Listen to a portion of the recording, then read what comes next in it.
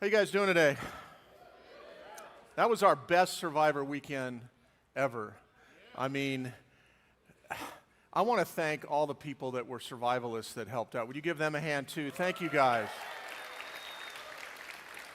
There was over 300 people that made that possible, working hard, serving, and if you want to help next year, let us know. But here's something I want you to know about Hope Church.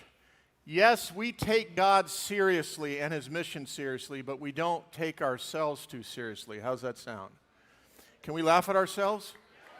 Hey, this week when you're walking across campus or near at work or wherever you're at and you trip on the crack on the concrete, don't get mad. Just start laughing. It's ridiculous. Right? Just go, man, this is crazy. All right. Because we like to have fun and laugh so much, that's why we do things like Survivor Weekend, fashion shows, and that's why I'm about to introduce one of the best comedians in America. You guys are going to have a blast today. You may be thinking, what does comedy have to do with church? I thought church was really somber, quiet. You know what? There is a time for that, but that day is not today, okay? We're going to have fun. Listen, God created laughter. Did you know that? He did.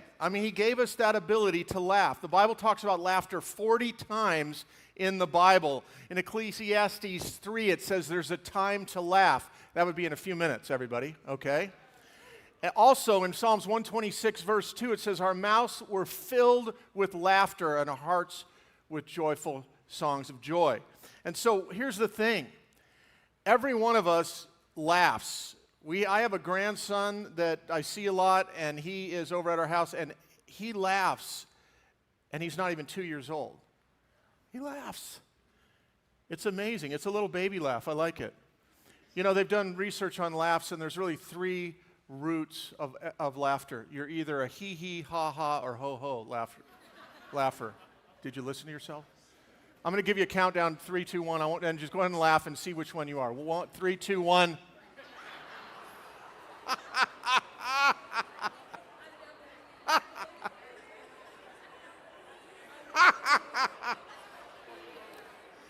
All right. So now you know which one you are. Now you know which one you are. Oh, actually, there's one more. It's the silent laugher. You know that person?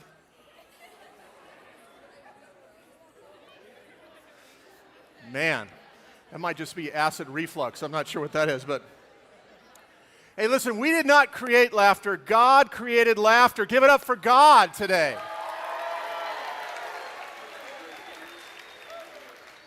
So I'm giving you permission as pastor of Hope Church to laugh today. Let the medicine begin. Come on, we're going to laugh, all right? And the atmosphere is going to change. Just watch it happen. Listen, my dad, growing up, my dad was a doctor. He was a serious guy. And our house was just so serious all the time. There was all this kind of intensity. And then my dad would sit down at night sometimes and watch like a comedy show. They were usually black and white or whatever. And he'd watch it and he would start laughing and the whole atmosphere in our house would change. And you know, somebody like that, all of a sudden you just felt like the walls came down and we could just have fun. And so my dad would prescribe medicine to his patients.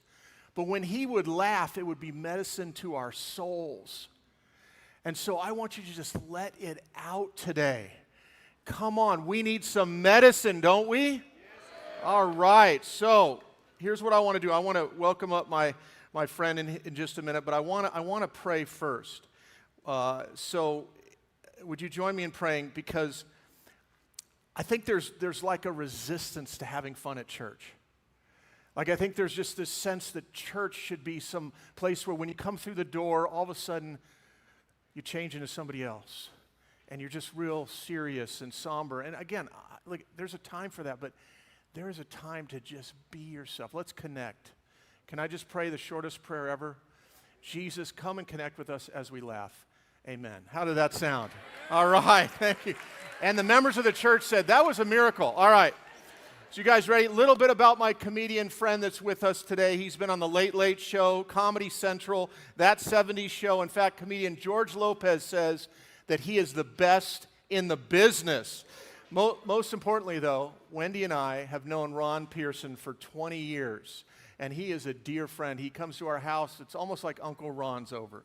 And so I just want you to know he is a tremendous gift to us. And here's one other thing I want you to know about Ron. Today is his birthday. Let's welcome out Ron Pearson. Okay.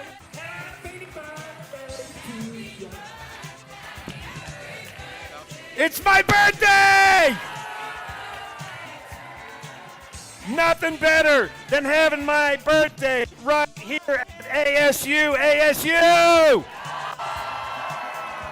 I love it, and it is my birthday. All the gifts you leave in the buckets for your tithe. It is considered a tithe. Leave it in. Pastor Brian's okay with that. My family needs the money. Jehovah Jireh. So, hey, how was oh, by the way, birthdays are difficult. Like, at my age, like, my wife just had her birthday, and I have to buy her a birthday gift. Once you're married, that game is over, dudes. Pay attention, you little freak. It all changes once you're married, because once you're married, it's 4 gifts a year: birthday, Christmas, Valentine's, and anniversary, right? And no longer flowers out of the neighbor's yard, only top shelf gifts. In the first few years of my marriage, it was so easy to get her a great gift. I would just, bang, look at that, bang, this is for you. And she was just, 8 years in, I'm not joking, 8 years in, I ran out of ideas. She was so mad, she's like, just give me cash. So this year, I need to get her something good. Like, what do I get her, right? I better get her something good. I have no idea what to get her. What do I get her? And so we've been married so many years. I asked my best friend, or her best friend, what should I get her? And she changed how I thought. She goes, get her something she would not get for herself. And I'm like, oh, get her something she would not get for herself. So I got her a job.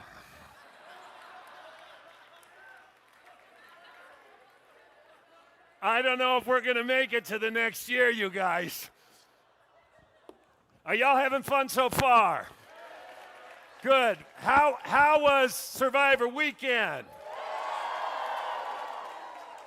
ASU! I have no idea what this means. I think it means we're number 3. We are 3rd. Grand Canyon. Look at all that. Oh, you did that? So you're number 2. Grand Canyon's number 2. What is that? Is that the canyon? What is your mascot? What did they say? Antelope. Antelope. That's great. I love a school that's 3 hours away from the place they're named after. I'm gonna open a school in Death Valley and call it Waterfront SoCal University.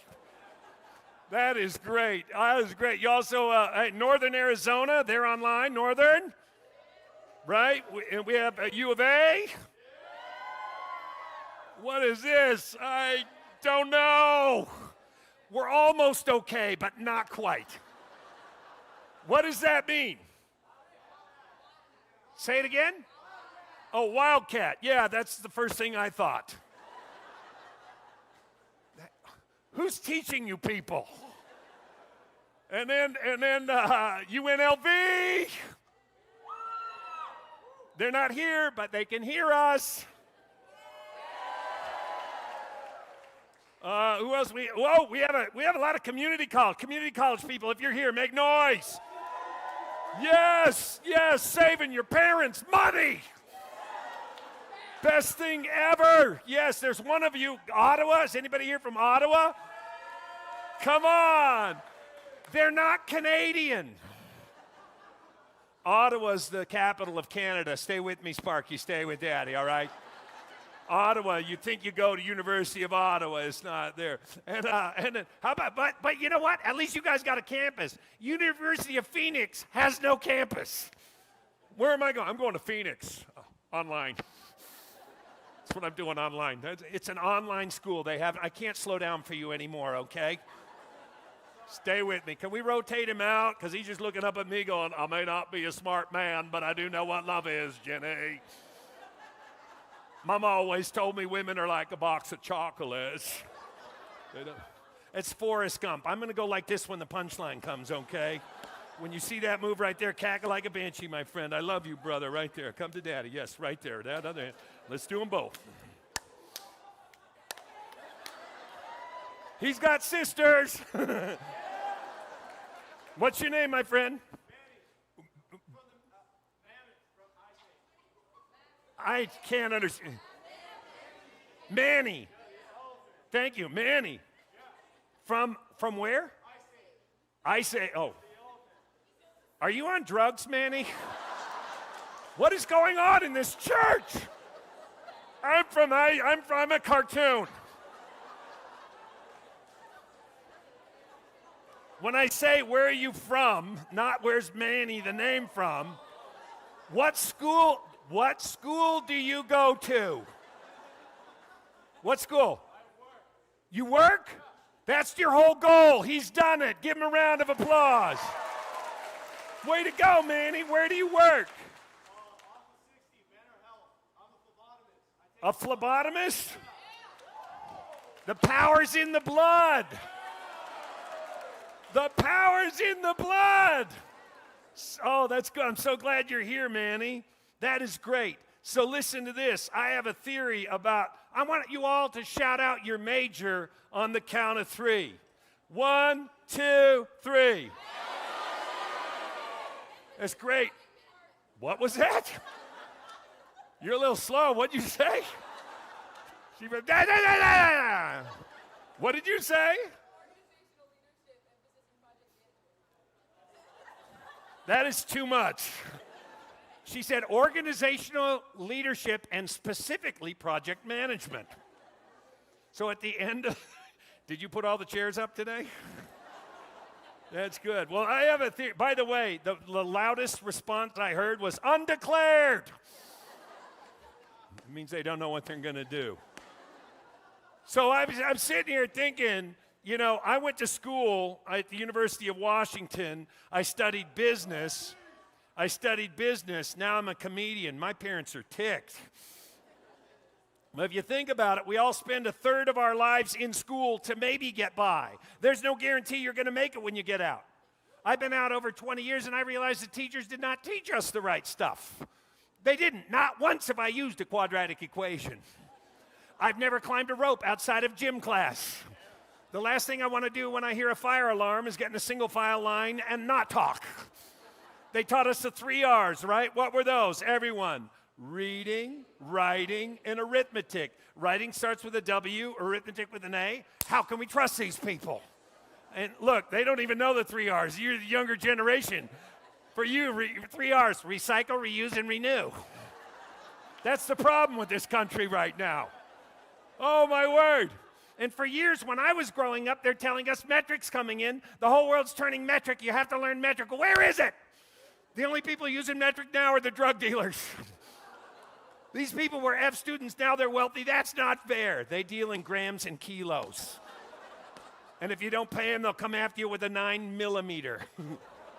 By the way, which teacher put the letters on the typewriter? How'd the letters get that way? They take all the letters off, put it in a bag, shake them up, and then dump them back on the keyboard? Either that or maybe the teachers taught us the alphabet wrong. Maybe it's A-S-D-G-P-L-R-K, semicolon, quote, return. They say the letters you use the most are center line, right hand. What are those? J, K, L, and semicolon. I don't know what a semicolon is used for. They say this is proper form. Not in my house. This is proper form. Of course, you're all under 30. You're all like, why'd he hit the computer? That's a thing called a typewriter that I had. And for years, oh, you know what? By the way, did you all have a teacher in high school that just bugged you and just got at you? Yes? You remember that? Didn't that bug you?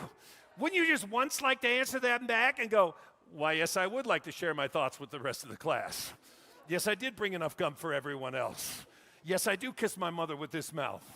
Hey, maybe I would like to go down to the principal's office and explain my behavior. You know what? I do think this will get me somewhere in life. And yes, I am some kind of comedian. Thank you, both of you. Math. Math is where they say all the lies. All the lies started in math. How can that? By the way, do we have any teachers in the audience? Oh, my word. What do you teach? You're going to teach, so you're not a teacher yet. What do you teach?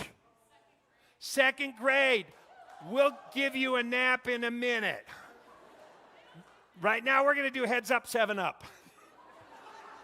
Was that the best day? When the teacher goes, heads up, 7-Up, you're like, this is good. This is a good day.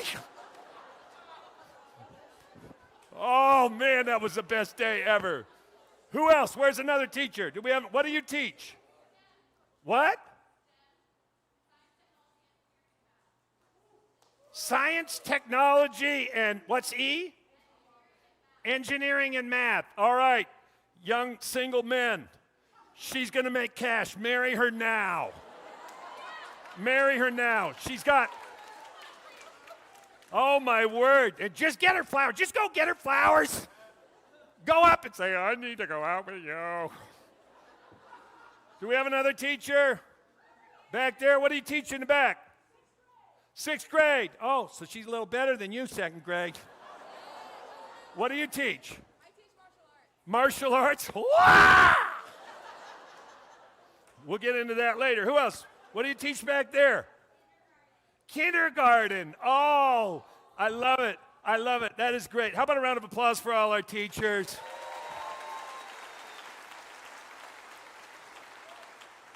What you all do is so important. It kind of shaped my life, but I'm a college dropout. Don't be ashamed. It's all good. It's all good in the hood. And, it is, because I'm the baby of 8 kids. 8 kids. And let me tell you, I'm sick and tired of being picked on as the baby. The baby has the hardest position in all families. I think you all know in the heart of your hearts that, in fact, the baby is the hardest position. Right, babies? Oh, look at that. Look. Hey. Look at this. An entire row of bitter middles right there. Look at them.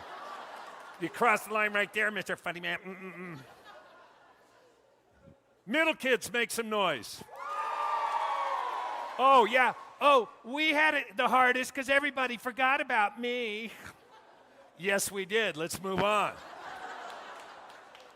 Oldest kids, make some noise. Oh, it was so hard for us. We had it the hardest because they didn't do anything with you, but with us, they beat us with a whip. By the time it got down to you, they hit you with licorice and go, now eat it. We were the oldest. We got 3 cents a week for allowance, 3 pennies. You got $2.5 million a week as the baby. As the oldest, we had a 3 p.m. curfew, and school got out at 3:15.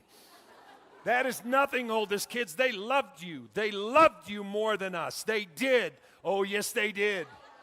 And that's evidenced by a vault full of photographs of just you. Oh, they took a doo-doo. Take a picture. They threw up. Take a picture. By the time it got around to me, I'm the baby of 8. They're like, hey, look in the mirror. That's what you look like. How about that? Not only that, you oldest kids, you got new clothes. New clothes. I got hand-me-downs from my sister. I'd be walking to school going, no, it's a kilt. And they're magically delicious.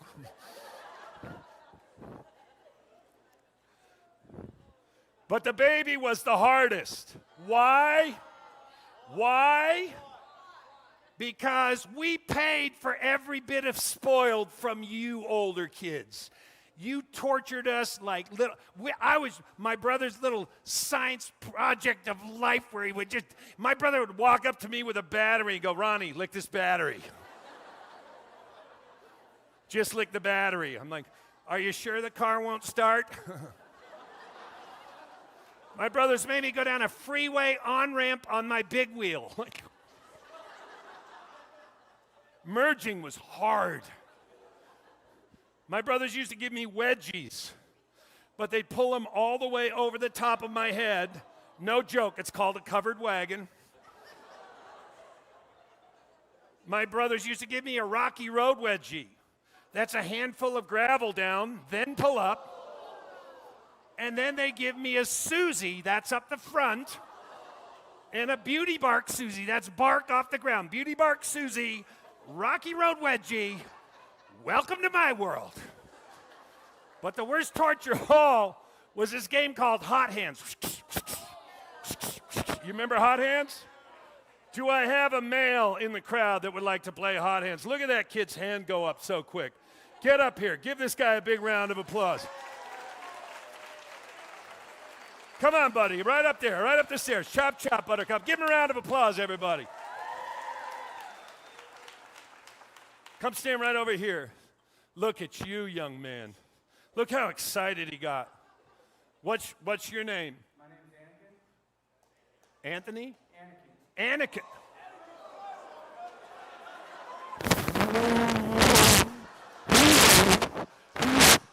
I am your father.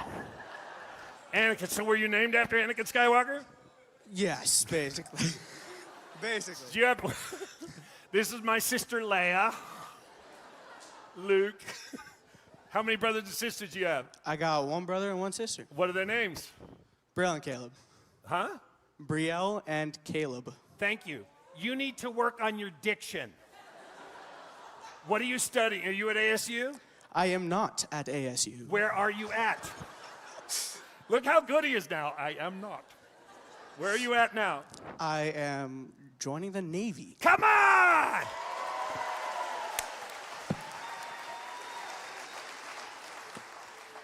He's gonna, I dare you, your first day on a ship, to go up to the bow and go, near, far, wherever you are. I'm gonna get thrown off. You would. I know you would. That's good. Good for you, man. God bless you. That is so cool. Anakin, so have you played Hot Hands before, Anakin? I played a lot with my father and then my brother. Your dad played against you?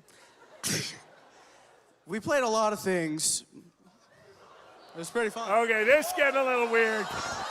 That's getting a little weird. It's getting a little weird. Okay. Strategy games. Strategy games. Okay. Battleships. Battleships. Chess. Okay. But Hot Hands was one. All right. Hot Hands. So was we're going to play Hot Hands, all right? All right. All right, we're going to play Hot Hands, but there's a lot of people in here that might not know how the game of Hot Hands is played. So the way, and by the way, how old are you? I'm 19. 19 years old. He's in the prime of his life. I'm an old man. I'm an old man, but I want you to play as hard as you can against me. I'm not afraid. I'm not afraid, all right? I'm afraid. You're afraid? You should be. So this is the way the game is played, but we're first going to start and play just in slow motion. Slow motion, okay? We're going to play in slow motion. Yes, so the way the game is played, just so you guys can see how it's played, is Anakin has his hands out like this, and I put my hands. He comes over the top. Oh, no.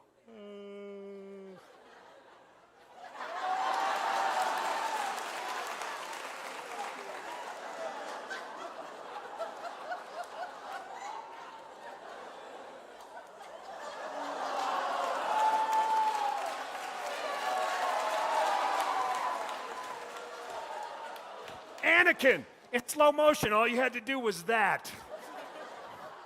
All right, give Anakin. That was good, huh? That's really good. Love you, brother. You're going to do great in the Navy. So this is the way the game is played. I put my hands on Anakin's hands. He really comes over and tries to hit me as hard as he can. I try and move my hands out of the way. If he hits me, even if he just nicks me, he gets to continue fighting. If he misses, then it's Daddy's turn. Are you ready, Anakin? I'm ready. You ready? All right, hit it.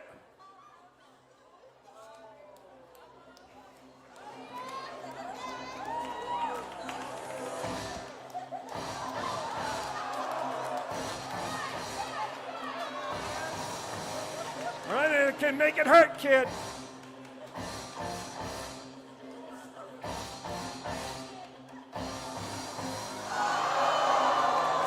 Daddy's turn! Woo!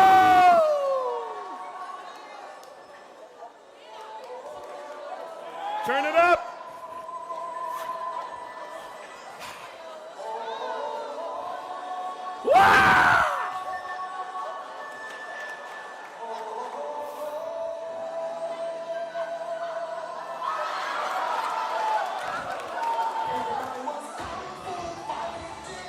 Wow!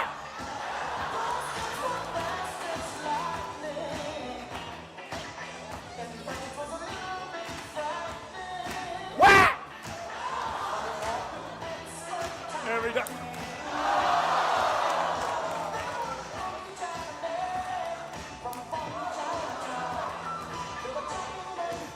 Got it. Got it. It's going to be a long show.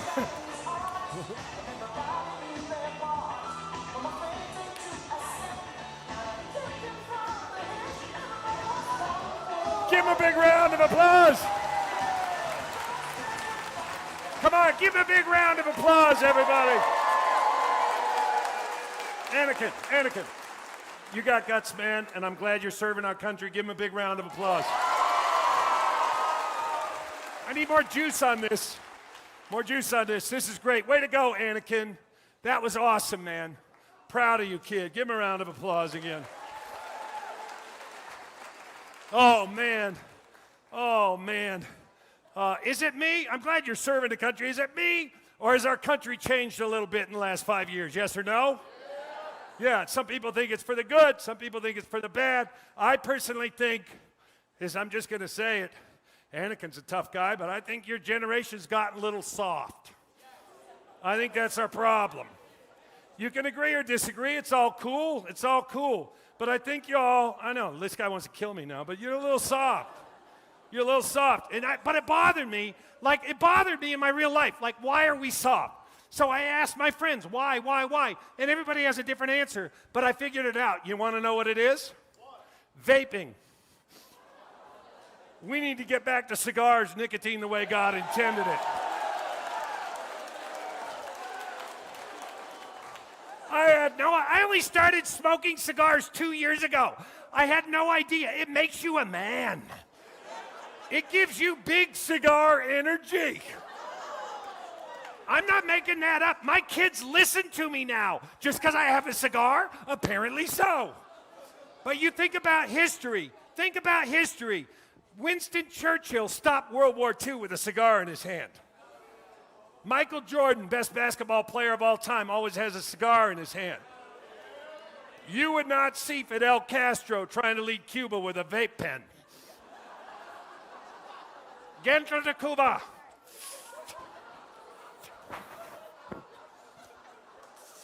Why are you vapors so ashamed of this thing that you're hiding it at all times? You're like a 6-year-old and you got the last Capri Sun and you're worried the other 6-year-olds are going to steal it from you. I'm telling you, church, nicotine built this country. Sounds like a bad thing to say in church. We know Jesus built this country, but nicotine helped further this country like you would not believe. It did. When I was a kid, I'm not making this up, we smoked in airplanes. We had ashtrays in the armrest. You'd hit the button and they would light it for you. Today, that's a felony. Your generation is soft. When I was a kid, we would put gas in the car and light up at the same time. We were not smart, but we were tough. When I was a kid, we gave kids candy cigarettes. Here you go, it's a starter kit. True story, when I was a kid, my oldest sister had her baby, so this is a long time ago, but she was so nervous in the labor room, so nervous, they gave her a cigarette. She smoked while delivering a baby, and that is the toughest kid I know. But he talks like this. Hey, how's it going? What's going on? How are you? Nicotine built this country. Look at the great leaders that built this country. John F. Kennedy and Robert Kennedy smoked cigars like my kids eat Skittles. And what did that get them? Marilyn Monroe. I rest my case. The first president to have no nicotine at all. Jimmy Carter, 10% unemployment, 18% inflation. I rest my case. Now we get to Donald Trump. He's got more big cigar energy than all the other presidents combined. Like, he should walk around all day with a cigar in the web. Matter of fact, he should have a cigar in each web. He should smoke cigars like other people play the harmonica. And then I found out he's never smoked in his life. And there goes my theory, and I'm sorry I wasted your time. But it bothered me, because I know Trump has big cigar energy. Like, where does he get it? I know he's got it. Where does he get it? And I figured it out, you guys. I figured it out. I believe at night, he wraps his body in tobacco leaves. That's why he's orange. Big cigar energy. Tobacco will stain your...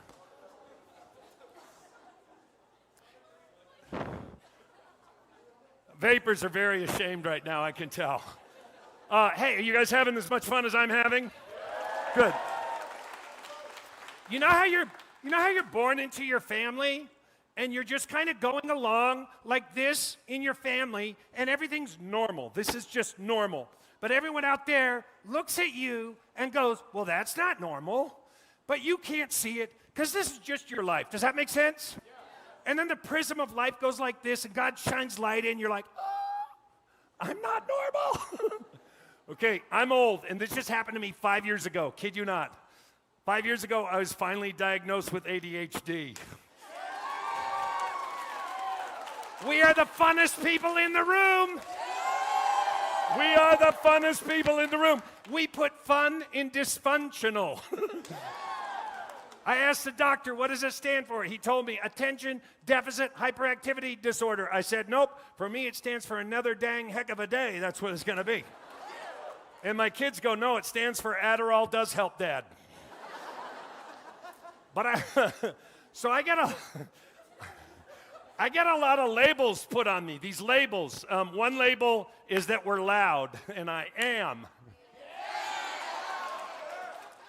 But I'm loud for two reasons. One, I'm deaf in real life. That's why I can't understand everyone. 90% deaf in this year, 30% deaf in this year. Yes, I love you, yes. I am. So I don't hear well. Oh, look at that. We stirred the pot on that one. You see Dances with Wolves, Kevin Costner. So I am deaf.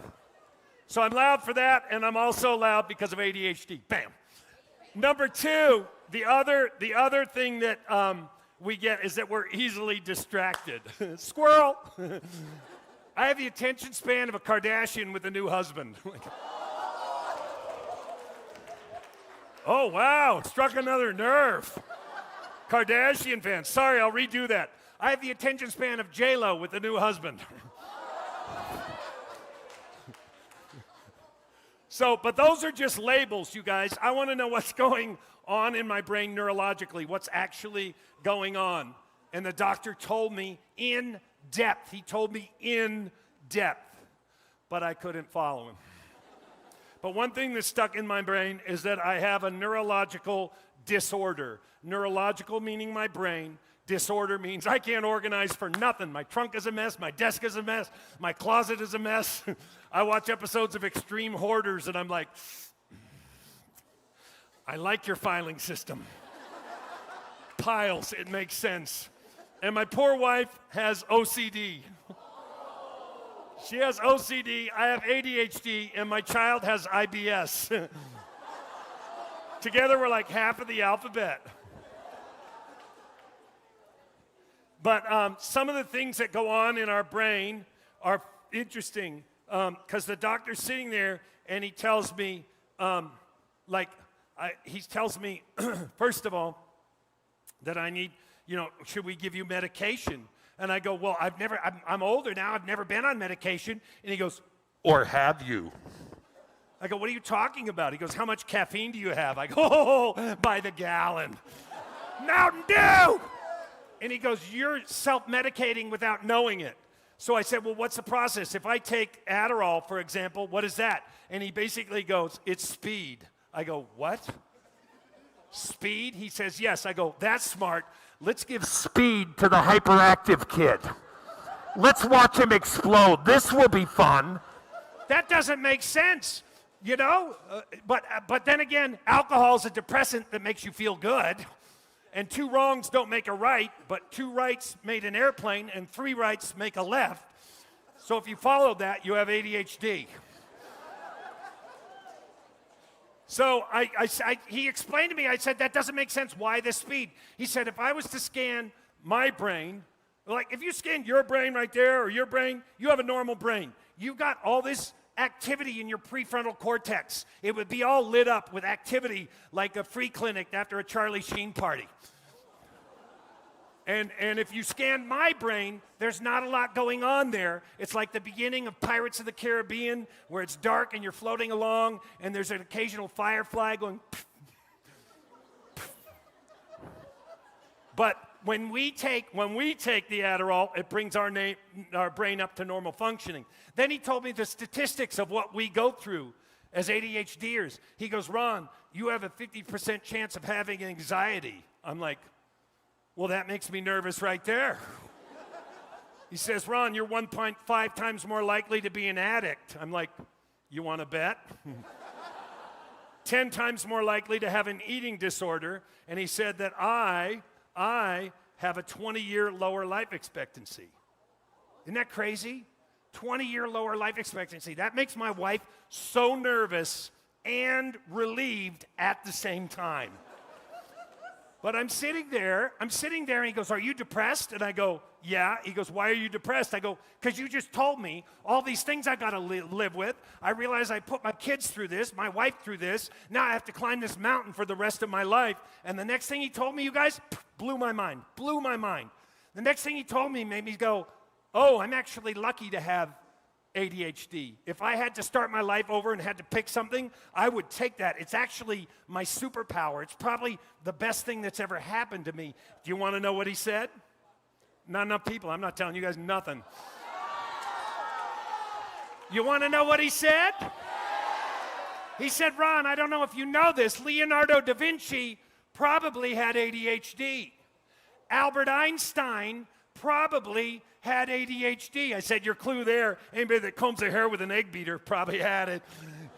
He said that Thomas Edison, Alexander Graham Bell, Wolfgang Amadeus Mozart, Pablo Picasso all probably had ADHD. I said, why did all the geniuses have ADHD? He said, well, first of all, your brain goes 4 times faster than the normal brain. I said, that makes sense because I'm going down 8 lanes at the same time. Woo! Food truck, squirrel. That was last week. He said, number 2, you're going to marry the opposite of you. I got that amazing unicorn for a wife, and she got the short end of the stick. But that's okay. And he said, number 3, if you have ADHD and you actually get interested in something, you have the ability to become hyper-focused. Hyper-focused. That's how I learned how to do this.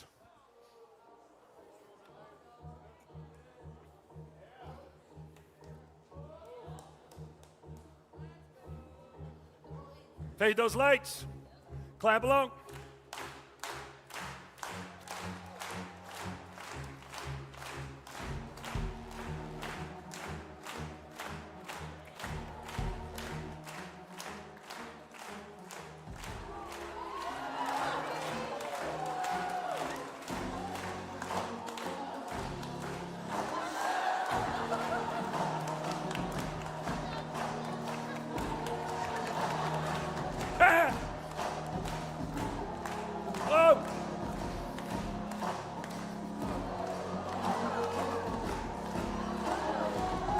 Come on!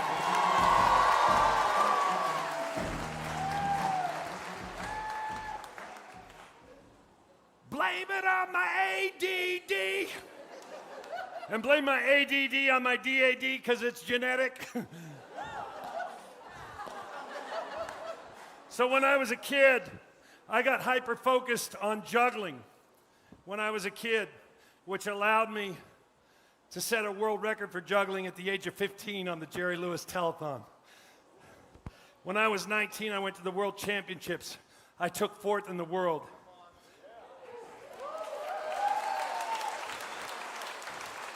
You guys, if you have ADHD, or think you might have ADHD, and you ever get the opportunity to become hyper-focused, do not pick juggling. I could have been a doctor. I could have been a lawyer.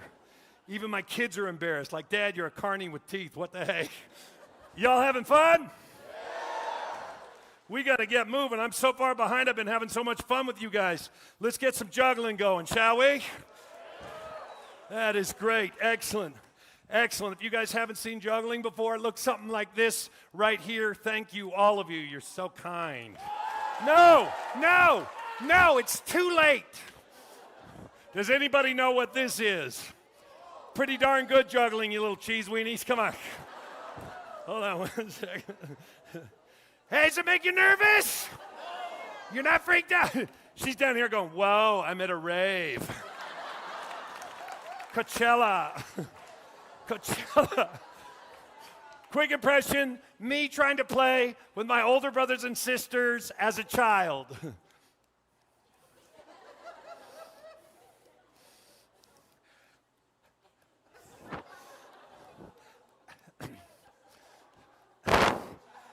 Hey guys, maybe you'd let me play with you today instead of leaving me behind like ow, like ow.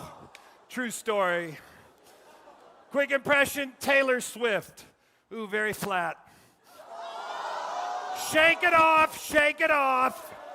I'm talking about her voice. You people are disgusting. Quick impression, Charlie Sheen. Charlie Sheen juggling. Is that powder? True story, true story. New York taxi cab drivers at rush hour. Taxi cab drivers in Phoenix at rush hour. Can you all see this right here? Yeah, it's salmon going upstream during spawning season. Salmon is a fish. Go, Willie, go. Patriot missile. Go ahead and pick it up there, kid. Go ahead and stand up. Come right up here. What's your name? PJ? Nice to meet you. Stay right there. What are you studying, PJ? Finance? Look at that. Dude, I'm going to run the world. I'm Spicoli from finance. All right, PJ, I want to throw about this high, a little bit of a backflip. I'm going to go in the pattern. Don't be winging it. Count of 3, PJ. 1, 2, 3. Give it a toss there, PJ. Thank you very much, buddy. Joking with you, PJ. Throw them both same time. Nice little throw. Count of 3. Straight line. 1, 2, 3. Give it. What was that? He's like, go Cardinals. PJ, I'm joking with you, man. Come here, buddy. Give me a hug here, PJ. Come here.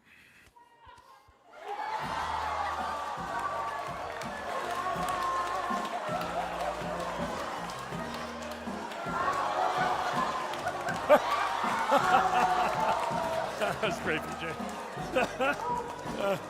Ask PJ. I've done that joke 1,000 times. You're the first guy that actually led. Give PJ a big round of applause.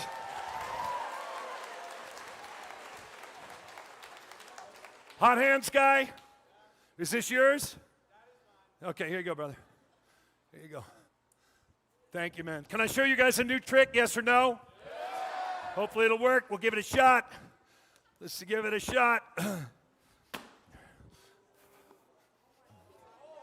Okay, never mind. What the heck?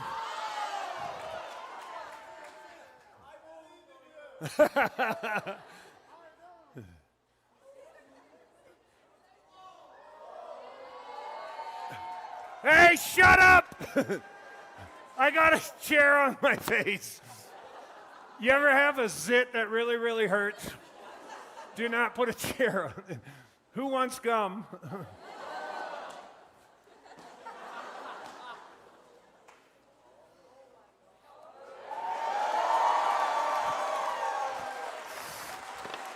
How about that? How you doing, dude? Right there with the stash. How are you? How are you? You're good. My job is to make sure you're doing great. And you said you're good. I was just, yeah, you say that now. I was wondering what I have to do to get you to clap. I just put a chair on my face.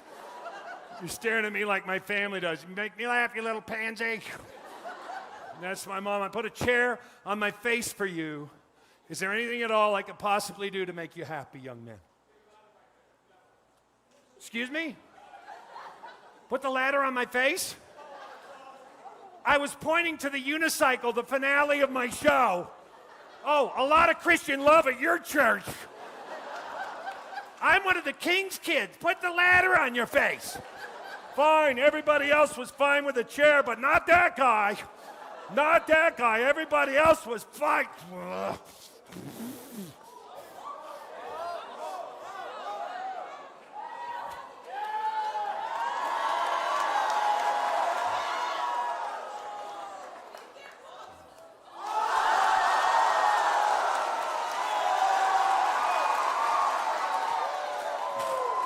Come on!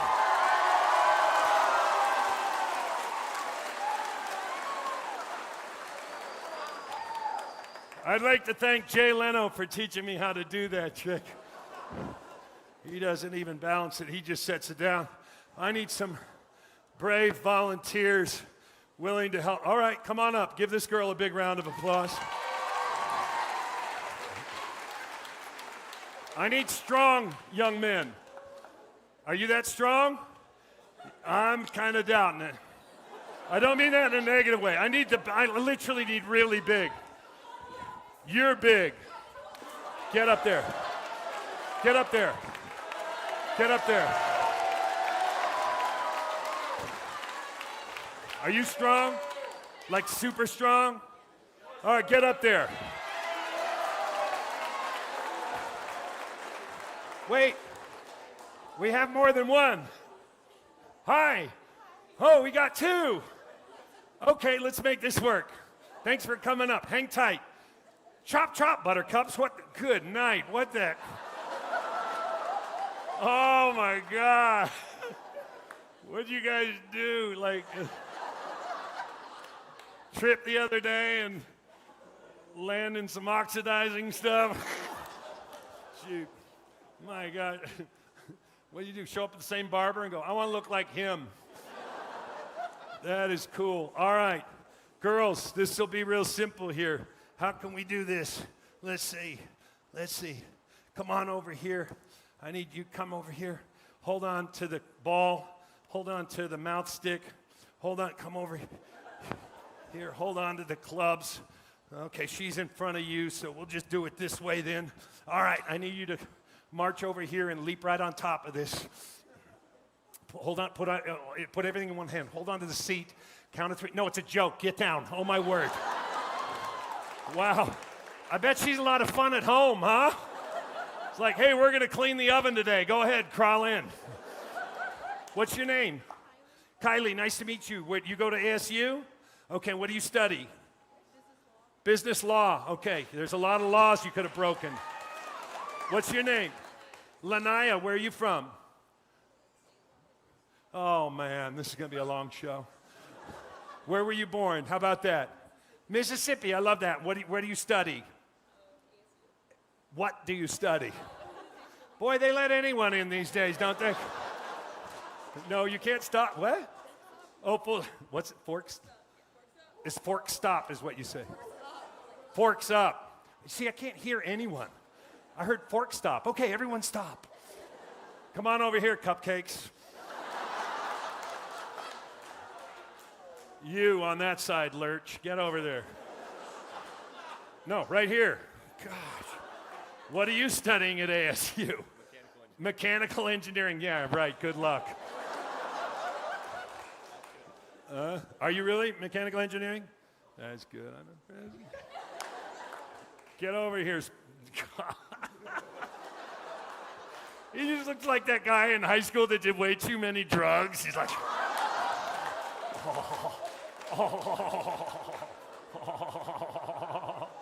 What's your name? Kobe. Nice to meet you. What do you study, Kobe? Oh, man, they are the same. $100 says they have matching tattoos. All right. Your first name again?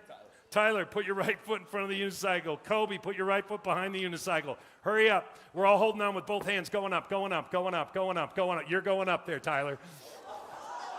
That's a joke. That hand there, that one there. Dude. Dude. Do not let go of the unicycle. Do not move your feet. Don't mess with me. I'll kill you both. How you doing, ladies? Good. Hang tight. Here we go. Going up the bike, gentlemen. Hold on. Hold on. Here we go. Going up the bike. Here we Oh, my God. Oh, I'm studying mechanical engineering. It's so heavy. It's so heavy. Go. Forks up. Forks up. Come on. Now you're glad you didn't get called up, right? All right, you little rats. Here's what we're going to do. We'll move your hand up just a little higher. We're going to scoot the seat forward like that. That way I'll be over the middle of the bike. If you know anything about physics, which you should, you'll know that'll put less weight on you there, and then later you slide it underneath me, okay? Move your body slightly that way, yeah. Here we go, going up. How you doing, girls? Good, here we go. Keep the seat forward. Here we go, we're going up and over now. Good night, what the...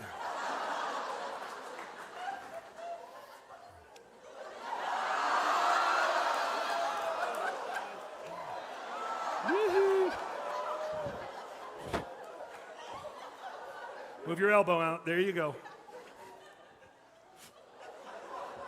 Scoot the seat towards Spicoli an inch. Now back underneath me gently. Whoa, hold on. I need your right hand. Push up. Give me your right hand. Push up. Push. Not in. Up. All right, Tyler, your left hand. Push up.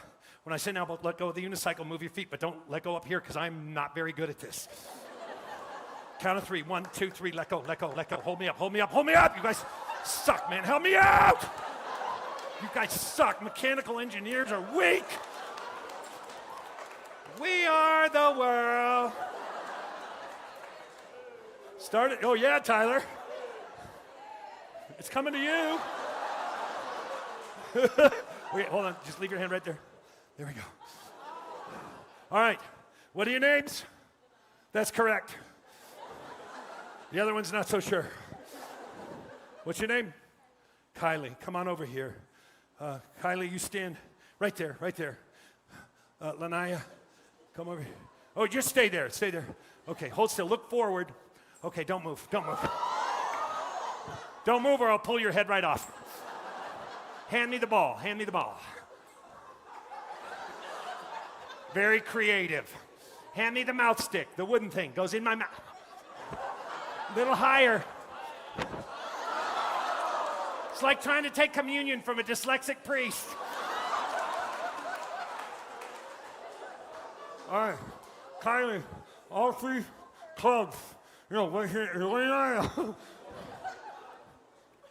Run!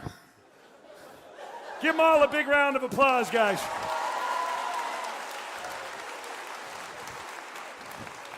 Girls, thank you so much. God bless you both. Thank you for putting up with me. God bless your 2025. I really appreciate everything from you. Way to go. Thank you. Tyler, God bless you. Thank you for putting up with me. You were hilarious. You're just a joy. And God bless your 2025. God bless you. Thank you. My other friend, you suck, pal. What was that? Dude. God bless you, my friend. Look at this. We all come here today. You guys don't know me. I don't know you. We all know him now. How lucky are we, Lord? We didn't, solve the world's problems, but boy, did we have a good time. God has blessed us well. Isn't that great?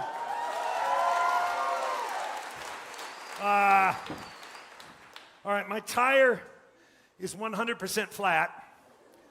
So, this is catching on the stage. It's like a rubberized stage and a rubber tire. If this works, this is my finale. If this does not work, this is still my finale, you guys. So I'm a bit nervous. Seriously, it's catching, but I'm going to give it my best because I'm over time. Here we go.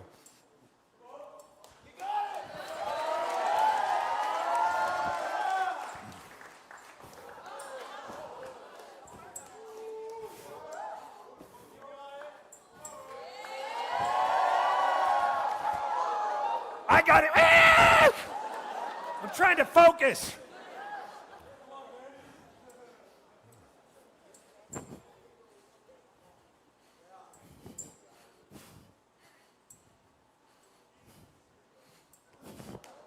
You all know what it looks like, though, right? No?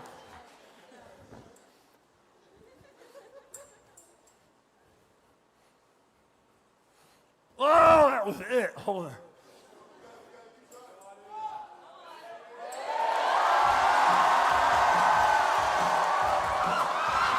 Come on! Nice rock, man.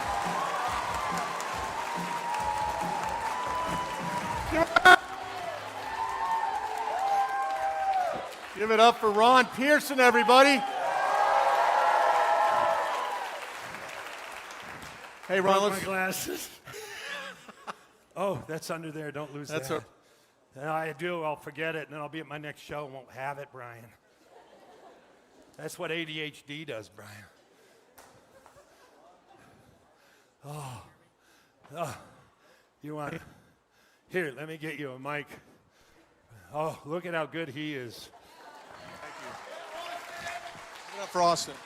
So, Ron, Yeah. let's take a couple minutes here before we go to get to know you a little bit. How's that sound? Sounds good. Could you unzip your jacket, please? Oh. All right, thanks.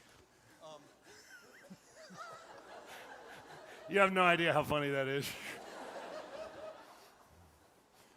All right, so tell us a little bit about your family here. Oh, can we put up a picture of my family? That's my family. That's my wife, hey, San Marcos. That's my wife, Tanya Turner, and she's from Tyler, Texas. And her brother's Todd Turner, so it's Tanya and Todd Turner from Tyler, Texas. And that's my daughter, Reagan, and she didn't have hair for the first 2 years, so we called her Rogaine. And that's my son, Tex, and we named him Tex because we thought living in California, naming him Cal would be redundant. But now we live in both places. Yeah. So tell us a little bit about how you got involved in comedy. When I was 10 years old, I learned how to juggle at recess in the 5th grade. So my life in school, I used none of it, but my life is based on what I learned at recess. How cool is that? And I kind of feel like if you play at life, you'll be a lot more successful. So I kind of take everything as play, even my work. You play at work, you're going to do successful. And so I became a street performer. By the time I was 14, I was on a big TV show. I was just a street performer from Seattle, and we get this phone call, and I go down on the show called The Mike Douglas Show. It'd be like being on the Ellen DeGeneres show now, the big daytime, everybody watches it. It was like, wow. And at 15, I set a world record for juggling on the Jerry Lewis Telethon. At 19, I was 4th in the world, so I dropped out of college. And I went, now I've been on televisions, films, commercials, hosted game shows. I've had a wonderful life. I play theaters, churches, comedy clubs all across the world, and I've performed in like 30, 40 different countries, and it's just, God's blessed me. I feel blessed. Amazing. Come on, give it up. That was amazing.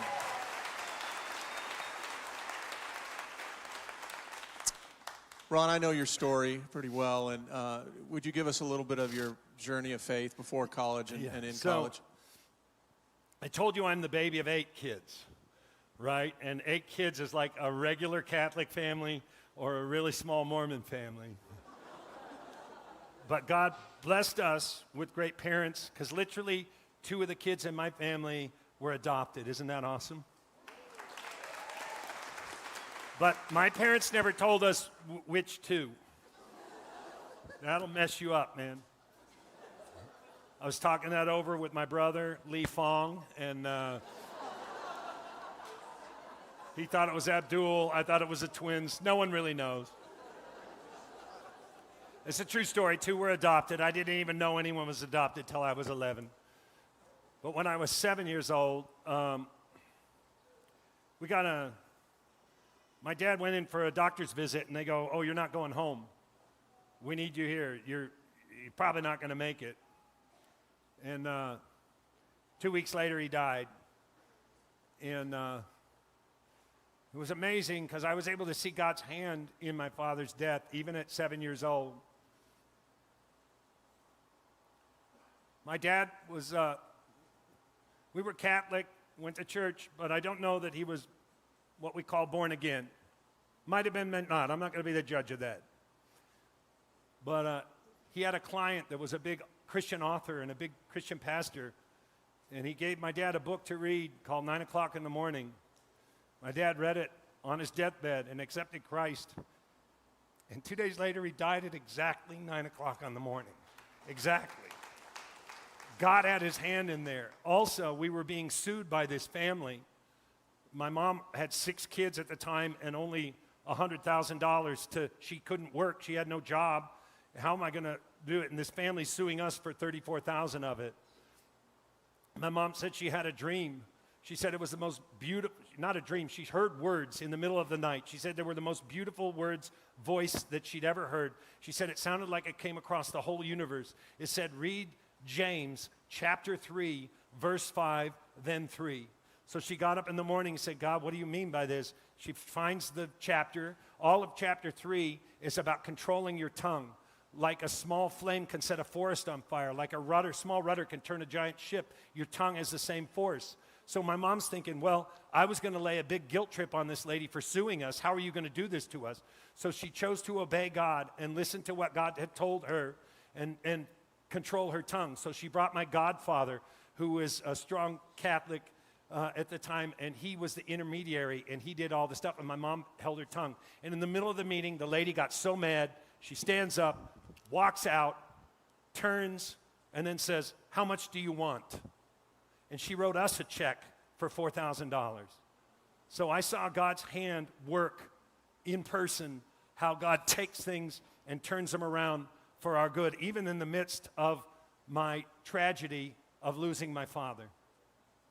But my family split. Out of the kids, half of them saw God's hand, and the other half couldn't see God's hand.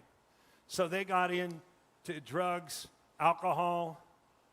I have one brother who was having sex every day and doing drugs every day in the 7th grade.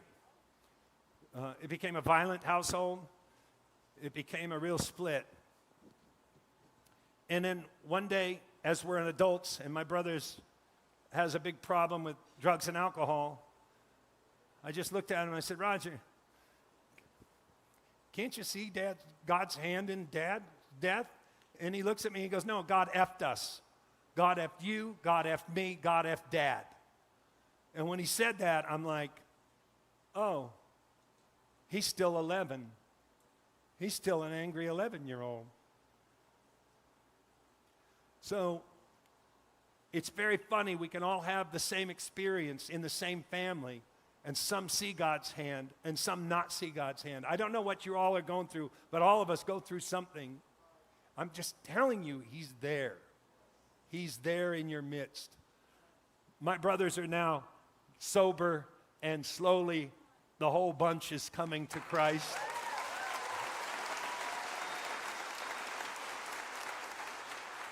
So I had that faith, but we started going to Protestant churches. I went to every denomination around the block, and we would go all around the place.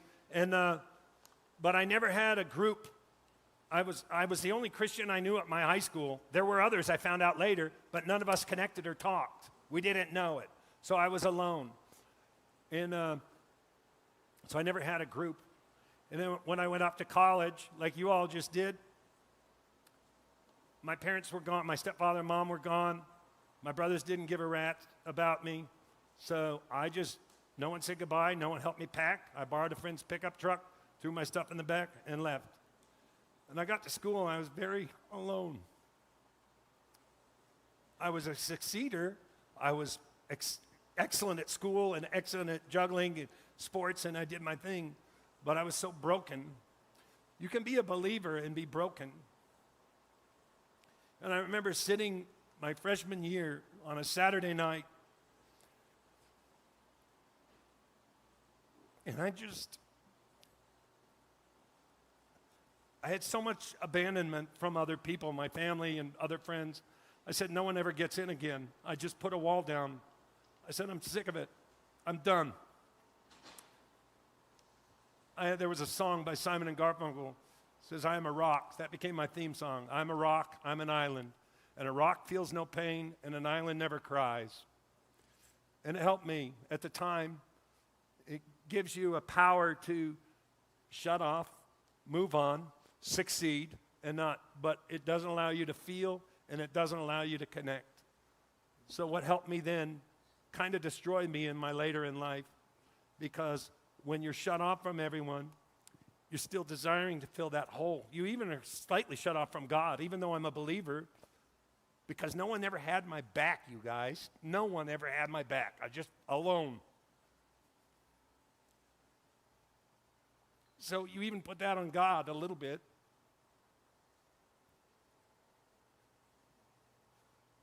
So later you have this hole and you're just trying to stuff stuff inside it because you're never getting it fulfilled, because I'm not connecting with you or with you and with you.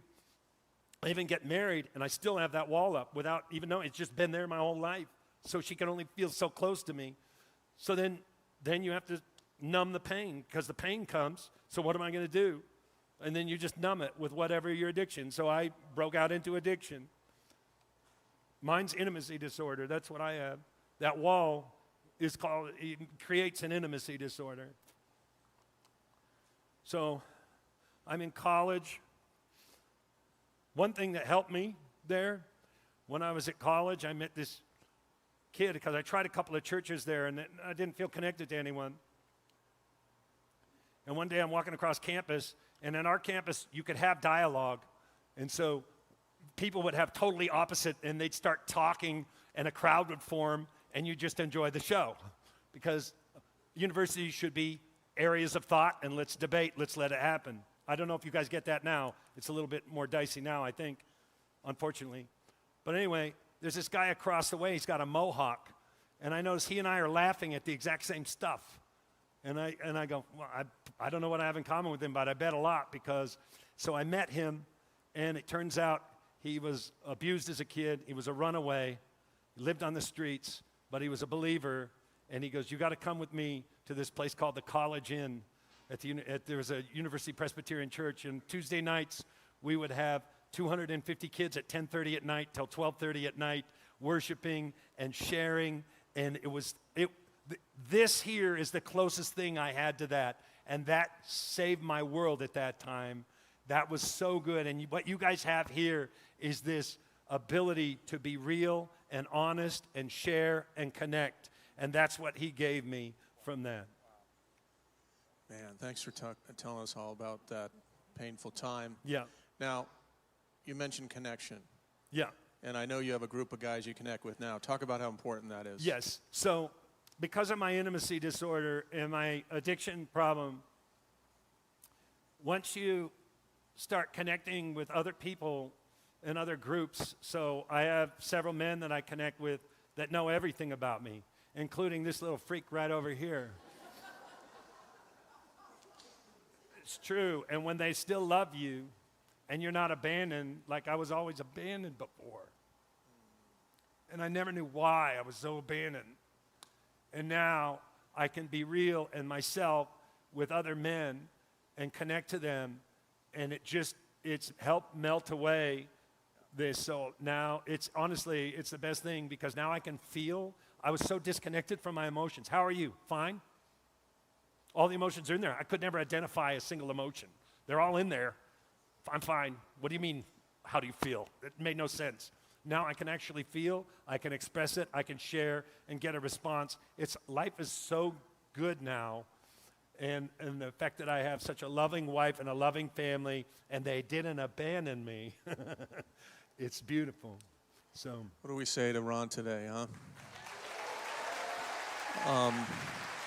But you guys have something here. You have these groups. These groups are really valuable, because connection to other people is what it takes. You don't connect with unsafe people. You connect with safe people. So you get to know the people in your group, and you get to know that. And that's how you grow. No growth happens in your life unless you have three things: grace, truth, and time. Without grace, you're stuck under legalism. You will not grow. You are stuck. You'll live under shame. Without truth, it's all grace. You'll never change, because there's no reason you have to change. But when you have grace and truth, and that's what you can get in these groups, and you add time, you will all grow and become the man and woman God made you to be. It's really Come beautiful. on. So true. So true. If you guys forget everything else today, remember this: nothing happens outside of connection. Connection with God and connection with others. Ron, when you bring us into your story in such a raw way, we feel like we connect with you and give us permission to be raw and real too. And we have connect groups that we're going to give you an opportunity in just a minute to get involved in. And here's the thing: it's your birthday today. Yes, it is. And here's what. Aside from cash, I will ask you to follow me on Ron Pearson Comedian. Instagram's the one that's blowing up for me. We just topped 100,000 followers. We got over 35 million views. I have some cards in the back, and you can scan it and pick your one on that, whatever social media you want from that. And then also, I have free stickers for you guys. There's maybe only a stack that big, but it says Big Cigar Energy. Go get it.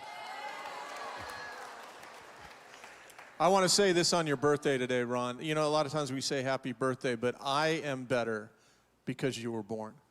And so have our. You believe that? Yes, I do. Thank you. You have helped me understand God in a different way than I ever knew when you came into my life. And just the rawness and the realness, the connection we have, and several others in our church when we get together, it's like we didn't even skip a beat. Yeah. And the idea there is that, you know, it's okay to not be okay, but we love each other enough that we don't want us to stay that way.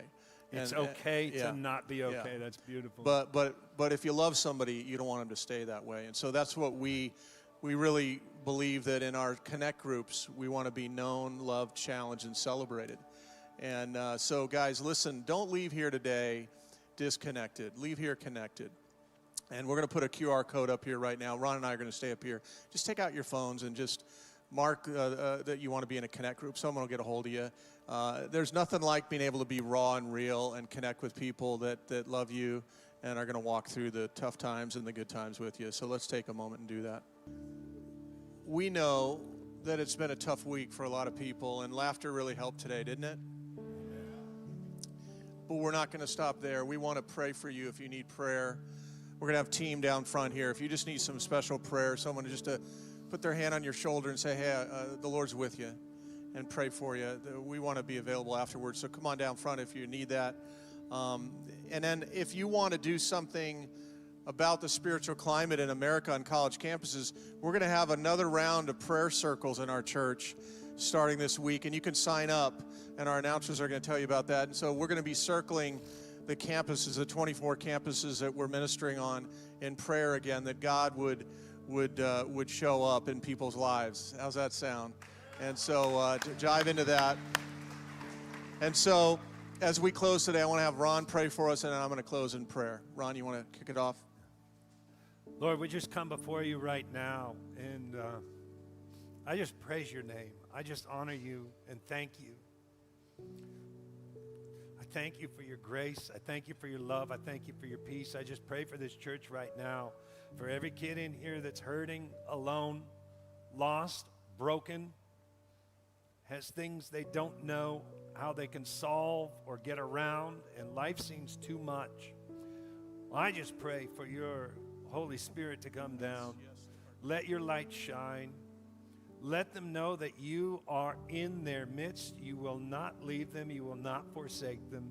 You are the great provider, Lord. You are the comforter, Lord. I just pray for every kid in here that the healing would begin today. Open up our eyes spiritually to see your move in our lives. Thank you for moving in my life, Lord. Thank you for blessing me with what you've given me. I bring hope, joy, peace, and love to this entire congregation, and let this light shine brightly. Thank you, Lord. Thank you, Lord, for giving us the medicine of laughter today. Thank you for Ron, Lord, and how you've used him in my life and so many hundreds of thousands of other people's lives. Let him know every time he questions anything about himself that he'd know that he has blessed us and he's been a blessing to us, and that his life means something. It means something deeply. And Lord, thank you for how you've redeemed him. Thank you how you're using him. And Lord, everyone that's here, thank you that there's no growth in our life outside of connection. connection with you and with each other. And just give us the grace to humble ourselves, Lord, to just say, hey, I need to connect this week. I want to be in a connect group. I need some other brothers or sisters to be wingmen or wingwomen. I need someone to share in my affliction. And so, Lord, we just pray that that would happen this week, that we would connect with you and each other, and that you'd bring us back together next week. In Jesus' mighty name, amen. Amen. Amen. Love you, bro.